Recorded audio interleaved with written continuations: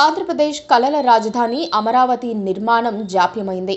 మరింతగా జాప్యమవుతూనే ఉంది. ప్రభుత్వం ఎప్పటికప్పుడు కొత్త షెడ్యూల్ ప్రకటిస్తూనే ఉంది. ఇప్పుడు తాజాగా మరో షెడ్యూల్ వచ్చింది. ఏపీ ప్రభుత్వం ప్రచారం చేస్తోన్న షెడ్యూల్ మార్చి 15 అని తేలిపోయింది.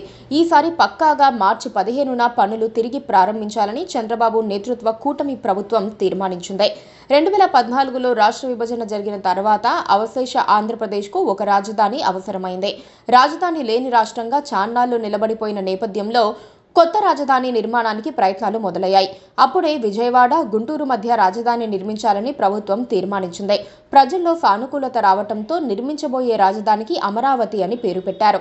రైతుల నుంచి 33,000 ఎకరాల భూములను సేకరించారు. అనేక విధాలుగా నిర్మాణాలు చేసేందుకు ఏర్పాట్లు జరుపుతూ పాలన కోసం కొన్ని తాత్కాలిక భవనాలను ఏర్పాటు చేశారు.